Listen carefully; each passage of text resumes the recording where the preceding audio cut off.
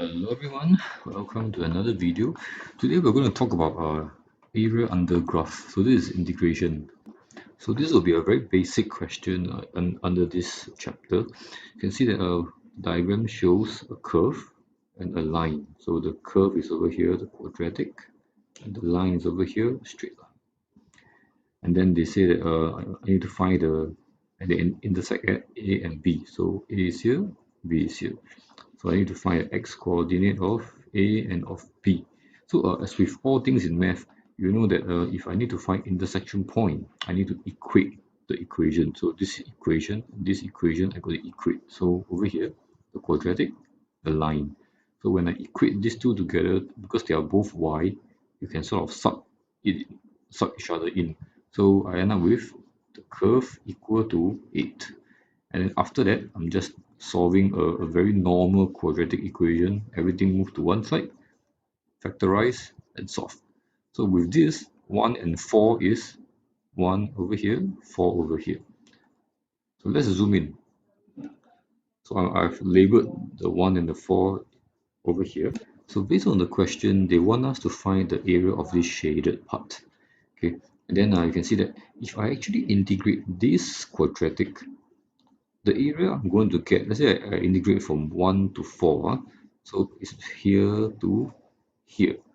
I'm going to get this area 1 and area 2 combined because these two areas are under the quadratic graph. Okay, then if I look at the line, if I integrate this line, the area under the line will be actually just number 2 only. So if I want number 1, I can just take this whole thing minus away this 2. So there's a few ways to do this. The easier way is I can just integrate the curve. So this is the curve, right? So 1 to 4. So it's here 1 to 4, and then minus away the area of the rectangle. What rectangle? This rectangle. Okay, so this is obviously a rectangle. So the breadth is 3 and the length is 8. So if I use this method, it's actually a bit more obvious. So I just integrate. So if I integrate this, I get here, I sub 1 and 4, and then for the area of triangle is 3 times 8. And if I just do the normal math, I'm going to get the answer 4.5. So there's another method that we can actually use. You can see that the working is actually over here. The only difference is I'm still taking the curve. I integrate the curve, I get 1 and 2. And then what I do is over here, I'm integrating the line. So if I integrate this line, which is 8 is over here, right? I integrate, I get number 2 also. So this is a bit more generic because it doesn't depend on what the shape is. So it's like a foolproof method always works. So similarly, if I do this method, I integrate.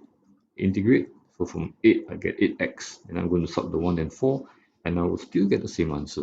So this concept of minusing the areas away is a crucial idea in this sort of questions. And once you understand this concept, every question is doable now. So hope you learned something new. Thank you and bye-bye.